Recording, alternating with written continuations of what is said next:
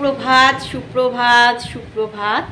আজকে শুভ শুক্রবার। তোমাদের সঙ্গে মানে সকাল সকাল একটু চলে এসেছি এই জন্যেই যে একটু চা চা একদম হালকা পাতলা লিকার, আমি তো জানো। আর এখানে পঞ্চমী থেকেই কিনি, এত ভালো চায়ের ফ্লেভারটা।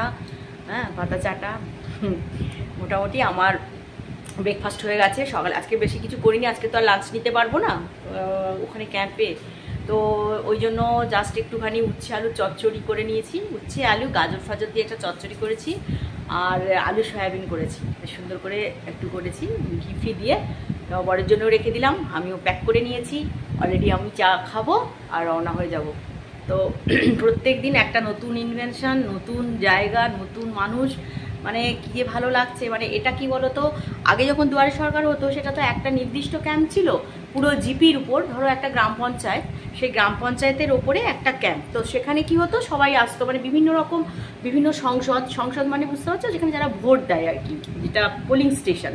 ধরো তোমার যেখানে তুমি ভোট দাও, তো এরকম এক একটা গ্রাম পঞ্চায়েতে বা মিউনিসিপ্যালিটি যাই বলো, তাদের তো ওয়ার্ডেরও তেমনি কতগুলো পাড়া আছে, এমনি এখানেও মানে গ্রাম পঞ্চায়েতের ক্ষেত্রে সংসদ থাকে। তো সংসদ মানে পুলিশ স্টেশন ওয়াইজ। তো সেখানে হচ্ছে, ফলে বিভিন্ন রকম নতুন নতুন মানুষের সঙ্গে আমার দেখা হচ্ছে, যেটা আমার সব থেকে, আমার কর্মজীবনের সব থেকে বড় পাওয়া। একটু মানুষ ভালোবাসি, তো প্রথম থেকে ছোটো থেকেই মানুষ ভালোবাসি। তো মানুষ ভালোবাসি, সেই জন্য মানুষের সঙ্গে থাকতে ভালোবাসি। আর ভগবান কিন্তু আমার সে চাওয়াটা পূরণ করেছেন।